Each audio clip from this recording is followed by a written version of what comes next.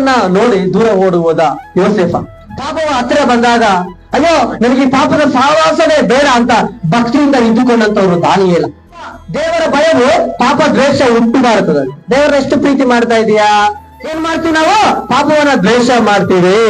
ಸರಿ, ಪಾಪ ದ್ವೇಷ ನಾವು ಯಾವಾಗ ಮಾಡ್ತೀವೋ ದೇವರ ಆಶೀರ್ವಾದ ಬರ್ತದೆ, ದೇವರ ಅಭಿಷೇಕ ಬರ್ತದೆ, ಮನೆಗೆ ಸಂಪತ್ತು ಬರ್ತದೆ, ಮಕ್ಕಳ ಭವಿಷ್ಯತ್ತು ಬರ್ತದೆ.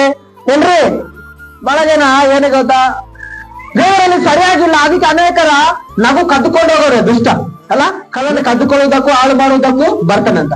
ಏನ್ ಕದ್ದುಕೊಳ್ತಾನೆ? ವಾಕ್ಯ ಕದ್ದುಕೊಳ್ತಾನೆ, ಕರೆಕ್ಟ್. ಮತ್ತೆ ದೇವರ ಭಕ್ತಿ ಕದ್ದುಕೊಳ್ತಾನೆ, ಕರೆಕ್ಟ್. ನಿಮ್ಮ ನಗು ನಗು ನಗು ಚಂದವಾಗಿದ್ದಾರೆ. ನಿಮ್ ಮುಖದಲ್ಲಿ ನಗು ಕೂಡ ಎತ್ಕೊಂಡು ಹೋಗು. ನಿಮ್ ಮುಖದಲ್ಲಿ ಹ್ಯಾಪಿನೆಸ್ ಕದ್ದುಕೊಂಡು ಹೋಗ್ತಾನೆ, ಮುಖದಲ್ಲಿ ಸಂತೋಷ ಕದ್ದುಕೊಂಡು ಹೋಗ್ತಾನೆ, ಸಮಾಧಾನ ಎಲ್ಲ ಎತ್ಕೊಂಡು ಹೋಗ್ತಾನೆ. ಆದ್ರೆ ದೇವ್ರ ಹತ್ರ ಇದ್ರೆ ಎಲ್ಲ ನಿನಗೆ ಕೊಟ್ಟೇ ಕೊಡ್ತಾನೆ ಅಲ್ಲ. ಏನಿಲ್ಲ ಅದು ಕೊಡ್ತಾನೆ ನಮ್ ದೇವ್ರು. ಎತ್ಕೊಂಡು ಹೋಗೋ ಲೈಫ್ ಕೊಡೋದು ಇಂಪಾರ್ಟೆಂಟಾ? ಕೊಡುವವರಿಗೆ ನಮ್ ಲೈಫ್ ಕೊಡೋದು ಇಂಪಾರ್ಟೆಂಟಾ?